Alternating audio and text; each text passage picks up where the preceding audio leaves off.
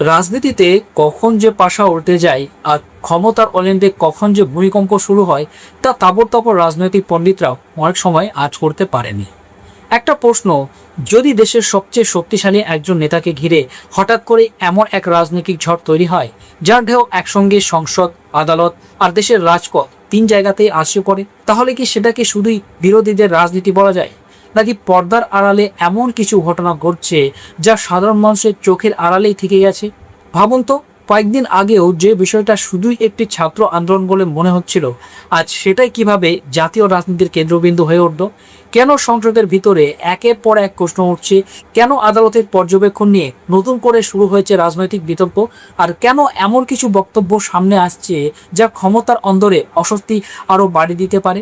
একটু ভেবে দেখুন তো, যে মানুষটিকে বলা হয় আধুনিক রাজনীতির চাণক্য, যার একটা ইশারায় গোটা দেশের প্রশাসন নড়ে ওঠে এবং যার অঙ্গুলনী হিরণেই বিরোধীদের সরকার নিমেষে মাটিতে লুটিয়ে পড়ে বলে দাবি করা হয়, সেই সর্বশক্তিমান মানুষটি আজ হঠাৎ করেই যেন ব্যাক ঘটে।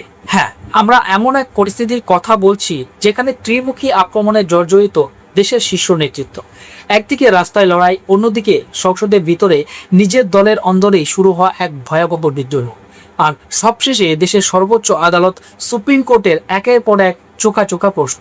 দেশের জেনজি বা নতুন প্রজন্মের ছেলেমেয়েরা এমন এক আন্দোলন খাড়া করেছে যার জেরে ইতিমধ্যেই দেশের প্রাক্তন শিক্ষামন্ত্রীর গদি উল্টে গেছে। শুধু তাই নয়, যে পুলিশ বাহিনীকে ব্যবহার করে আন্দোলন দমানোর চেষ্টা হয়েছিল বলে অভিযোগ উঠেছিল, আজ সেই পুলিশের ভূমিকা নিয়ে সুপ্রিম কোর্ট সরাসরি প্রশ্ন তুলে দিয়েছে। প্রশ্ন উঠছে, কার নির্দেশে নিরস্ত্র সাধারণ ছাত্রছাত্রীদের ওপর পেলেট গান বা ছড়া গুলি চালানো হলো? কার নির্দেশে আন্দোলনকারীদের কালেমা লিপ্ত করতে রাতের অন্ধকারে ছক কষা হলো? আর সবচেয়ে বড় চমকটা হলো, যখন অনেকেই এই আন্দোলনকারীদের দেশ বিরোধী বা সংস্কৃতি বিরোধী বলে তকমা দিতে ব্যস্ত, ঠিক তখনই খোদ বিজেপিরই এক হেভিওয়েট যুব সংসদ ভরা সংসদে দাঁড়িয়ে এই আন্দোলনকারীদের স্যালুট ঠুকেছে। নিজের দলের সরকারের বিরুদ্ধে এক প্রকার খোলাখুলি বিদ্রোহ করে দিয়েছেন বলা চলে। কিভাবে হলো এই অসম্ভব?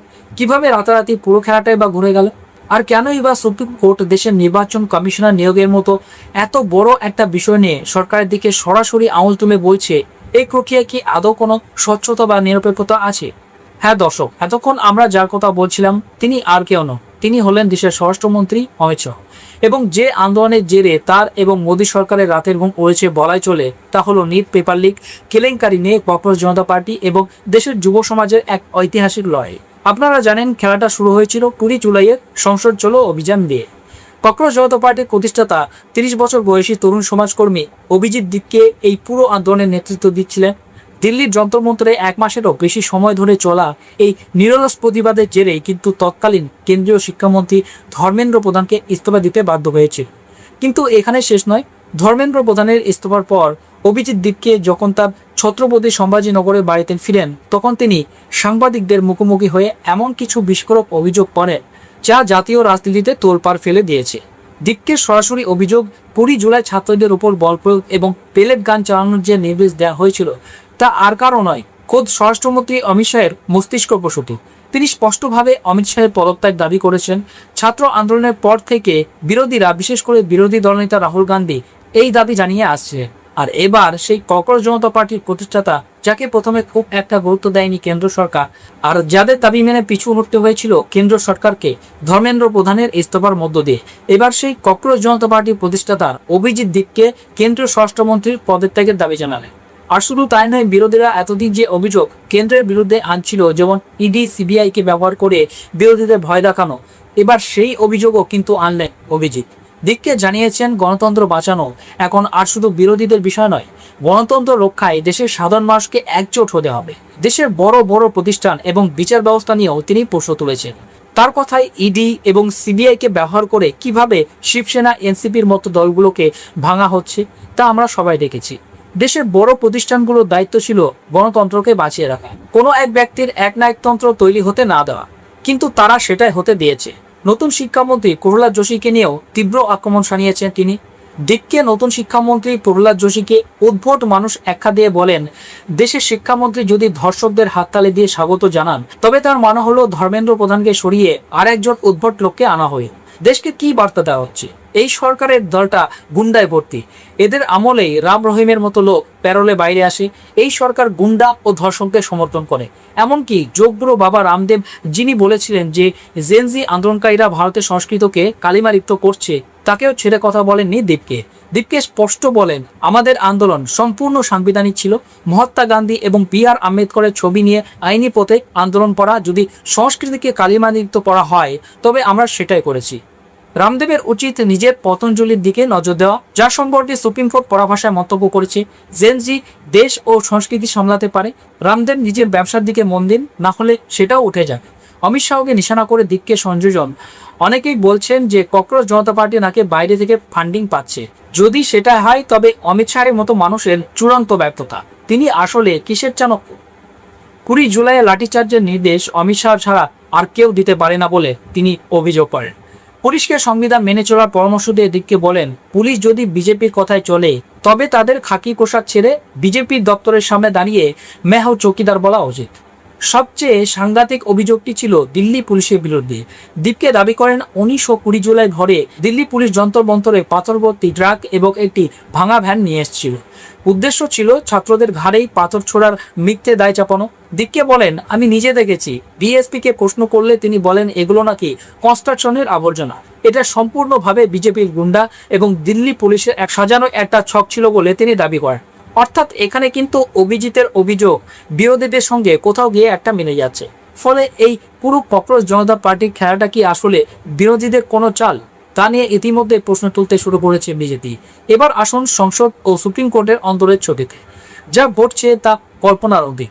সংসদ থেকে সুপ্রিম কোর্ট সর্বত্রই অমিত শাহের বিরুদ্ধে রীতিমতো ঝড় উঠে গেছে। বিরোধী দলগুলি একটানা প্রশ্ন তুলছে, কার নির্দেশে ছাত্রদের উপর পেলেট গান চলবে। আর এখন সুপ্রিম কোর্টও সরাসরি অমিত শাহের স্বরাষ্ট্র মন্ত্রকের কাছে জবাব তলব করেছে। কিন্তু সবচেয়ে বড় খবর হলো বিজেপির অন্দরেই শুরু হয়েছে বিরাট অস্বস্তি। খোদ ভারতীয় জনতা পার্টির তরুণ সাংসদ তেজস্বী সূর্য ককরোচ জনতা পার্টির এই প্রতিবাদকে একেবারে সঠিক বলে সমর্থন করেছে। ভাবুন একবার, যে বিজেপির আন্দোলনের জেরে প্রাক্তন শিক্ষামন্ত্রী ধর্মেন্দ্র প্রধানের পদ গেল, সংসদের অধিবেশন অচল হয়ে আছে, বিজেপির মন্ত্রীরা যখন অমিত শাহকে আড়াল করতে মরিয়া, ঠিক তখনই বিজেপির সাংসদ তেজস্বী সূর্য সেই বিজেপির পাশে দাঁড়ালেন। একদিকে যখন সংসদে এই তুলকালাম, তখন সুপ্রিম কোর্ট সরাসরি কেন্দ্রীয় সরকারের কাছে জানতে চেয়েছে পেলেট গান ব্যবহারের স্ট্যান্ডার্ড অপারেটিং প্রসিডিওর বা এসওপি কি? কার নির্দেশে এই নিরস্ত্র ছাত্রদের উপর পেলেট গান চলল? কার নির্দেশে ককরোচ জনতা পার্টির উপর এই চরম অ্যাকশন নেওয়া হলো? অর্থাৎ বিরোধীরা যে ভাষায় আক্রমণ করেছিল, সুপ্রিম কোর্টও যেন সেই একই ভাষায় কথা বলছে। সংসদের ছবিগুলো দেখলে শিউরে উঠতে হয়।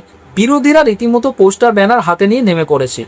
কংগ্রেস সাংসদ রেণুকা চৌধুরী তো মোদী সরকার আর অমিত শাহের রীতিমতো তুলোধনা করেছেন। তিনি চিৎকার করে স্পিকারকে বলছেন, কি ব্যাপার, শুনতে পাচ্ছেন না? চুপ করুন প্লিজ। দেশের স্বরাষ্ট্রমন্ত্রী কোথায়? Where is the home minister? আপনি যদি এমন বলেন আমি তো এমনটাই করব। ডাকুন তাকে। আপনি আমার প্রশ্ন শুনতে চাইছেন না? ডাকুন স্বরাষ্ট্রমন্ত্রীকে। বিরোধীদের পরিষ্কার কথা, তারা আলোচনায় রাজি, কিন্তু তার আগে অমিত শাহকে জবাবদিহি করতে হবে। লোকসভার বিরোধী দলনেতা রাহুল গান্ধী সরাসরি অমিত শাহকে চ্যালেঞ্জ ছুড়ে বলেছেন, অমিত শাহ তো দেশের খুব বাহাদুর স্বরাষ্ট্রমন্ত্রী, তাহলে তিনি সংসদে আসছেন না কেন? যদিও বিজেপির দাবি এই নির্দেশের পিছনে ম্যাজিস্ট্রেট রয়েছেন, কিন্তু বিরোধীরা প্রশ্ন তুলছেন কেন অমিত শাহ সংসদ থেকে দূরে থাকছেন। রাজনৈতিক মহলের বিশেষজ্ঞরা বলছেন, এই প্রথমবার বিরোধীদের সামনে অস্বস্তিতে পড়েছেন কেন্দ্রীয় স্বরাষ্ট্রমন্ত্রী অমিত শাহ। রাহুল গান্ধী সংসদে দাঁড়িয়ে স্পিকারকে লক্ষ্য করে বলেন, স্পিকার স্যার, ফোর্স বা বল প্রয়োগের অনুমতি একমাত্র স্বরাষ্ট্রমন্ত্রী দিতে পারেন। প্রধানমন্ত্রী বা স্বরাষ্ট্রমন্ত্রী ছাড়া এই নির্দেশ কেউ দিতে পারে না। রাহুল গান্ধী সরাসরি বলেন যে অমিত শাহকে হয় জবাব দিয়ে ক্ষমা চাইতে হবে, নতুবা ইস্তফা দিতে হবে। শোনা যাচ্ছিল এই বাদক অধিবেশনে 2/3 সংখ্যাগরিষ্ঠতা জোগাড় করে ডিলিমিটেশন বিল পাশ করিয়ে নেবে কেন্দ্র, কিন্তু তা আর সম্ভব হচ্ছে না বলে মনে করছে রাজনৈতিক মহল। এই পুরো ডামাডোলের মধ্যে যখন মনে হচ্ছিল সরকারের উপর চাপ আর বোধহয় বাড়বে না, ঠিক তখনই সুপ্রিম কোর্ট কেন্দ্র সরকারকে এমন এক আইনি প্যাচে ফেলেছে যা দিল্লিকে অস্বস্তিতে ফেলেছে। বিষয়টা হলো দেশের মুখ্য নির্বাচন কমিশনার এবং নির্বাচন কমিশনারদের নিয়োগ প্রক্রিয়া নিয়ে।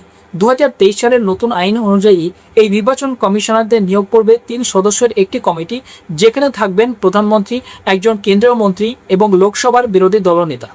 লক্ষ্য করে দেখুন, এই প্যানেল থেকে ভারতের প্রধান বিচারপতিকে সম্পূর্ণভাবে বাদ দেওয়া হয়েছে। এর বিরুদ্ধেই সুপ্রিম কোর্টে একাধিক জনস্বার্থ মামলা দায়ের হয়েছিল।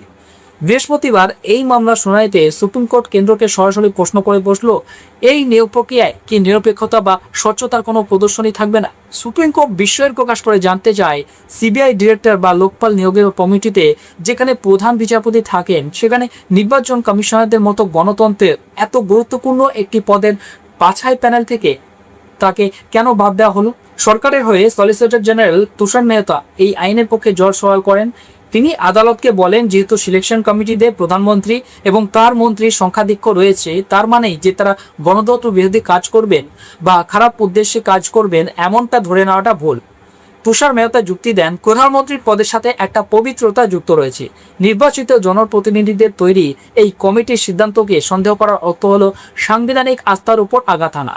তিনি এমনকি এও বলেন যে প্রধানমন্ত্রীর সিদ্ধান্তকে যদি বিশ্বাস না করা হয় এবং সবটাকে যদি খারাপ উদ্দেশ্য বলে মনে করা হয়, তবে তো এমন নিয়মও তৈরি করতে হয় যে প্রধানমন্ত্রী তার নিজের ক্যাবিনেট মন্ত্রী বাছাই করার সময় বাইরের কোনো অবসরপ্রাপ্ত বিচারপতির পরামর্শ নেবেন। তুষার মেহতা আরও গভীরে গিয়ে বলেন যে এই মামলাটিকে সাংবিধানিক ব্যাখ্যার জন্য 5 বিচারপতির বৃহত্তর বেঞ্চে পাঠানো উচিত। তার মতে, যখনই আদালত বলছে যে এই সিলেকশন কমিটি পর্যাপ্ত নয়, তখনই প্রক্রান্ত সংসদের প্রজ্ঞাকে সন্দেহ করা হচ্ছে। তিনি বলেন, যখন শাসন বিভাগ অন্য কোনো বিভাগের নিয়োগে অংশ নিতে চায়, তখন সেটা সেই বিভাগের স্বাধীনতার প্রশ্নে এসে দাঁড়ায়। তাহলে কি বিচার বিভাগকে বলা যায় যে আপনাদের নিয়োগ প্রক্রিয়ায় আমরা ভরসা রাখবো না, কারণ সেখানে বাইরের কেউ নেই? আমি এটা আইনের একজন ছাত্র হিসেবে বলছি, এটা কোনো বৈরিতামূলক বক্তব্য নয়। কিন্তু তুষার মেহতার এই যুক্তিতে সন্তুষ্ট হয়নি আদালত। বিচারপতি দত্ত পাল্টা মন্তব্য করেন, আপনি যেমন বললেন বিচারকরাই বিচারকদের বেছে নেন, আমরাও আজকাল ভাবি সত্যি কি বিচারকরা বিচারকদের বেছে নেন? মেহতা যখন বলেন যে শাসন বিভাগ এবং আইন বিভাগই একমাত্র জনগণের কাছে সরাসরি দায়বদ্ধ, বিচারপতি দত্ত তখন একটি অত্যন্ত ধারালো মন্তব্য করেন। তিনি বলেন যে প্রধানমন্ত্রীর উপর অবিশ্বাস করার কোনো প্রশ্ন এখানে নেই। আমরা প্রধানমন্ত্রীকে বিশ্বাস করব, কিন্তু বছরের পর বছর ধরে তো সেটা হয়ে আসছে না। আমি এখানে থামছি। এখন এই কমিটিতে অনুপাত হলো 2:1। প্রধানমন্ত্রীর দিকে 2 জন এবং বিরোধীদের দিকে মাত্র 1 জন। বিচারপতি দত্ত আরও যোগ করেন, নির্বাচন কমিশনারকে একজন সম্পূর্ণ স্বাধীন ব্যক্তি হতে হয়। এই কমিটির কি অন্তত নিরপেক্ষতার একটা প্রদর্শন করা উচিত নয়? আমরা বলছি না যে নিরপেক্ষতা অর্জিত হচ্ছে না, কিন্তু সেটা তো দৃশ্যমান হতে হবে, সেটা তো দেখাতে হবে। সব মিলিয়ে সুপ্রিম কোর্ট আপাতত তাদের রায় সংরক্ষিত রেখেছে। কিন্তু আজকের এই পুরো রাজনৈতিক প্রেক্ষাপট যদি আমরা বিশ্লেষণ করি, তবে এটা জলের মতো পরিষ্কার যে মোদী সরকার এবং বিশেষ করে অমিত শাহ বর্তমানে সর্বকালের সেরা এক রাজনৈতিক ও আইনি সংকটের মধ্যে দিয়ে যাচ্ছে। একদিকে জেনজি আন্দোলনকারীদের অদম্য জেদ এবং ককরোচ জনতা পার্টির হুঙ্কার, অন্যদিকে সংসদের ভিতরে বিরোধী, আর সবশেষে দেশের সর্বোচ্চ আদালতের একের পর এক তীক্ষ্ণ প্রশ্নভাগ। আপনাদের কি মনে হয় সুপ্রিম কোর্ট থেকে শুরু করে সংসদ পর্যন্ত অমিত শাহ আক্ষরিক অর্থেই ফেঁসে গেছেন? ধর্মেন্দ্র প্রধানের পর এবার কি তবে পরবর্তী পদত্যাগের নম্বর অমিত শাহের? আপনাদের মতামত অবশ্যই কমেন্ট বক্সে জানান।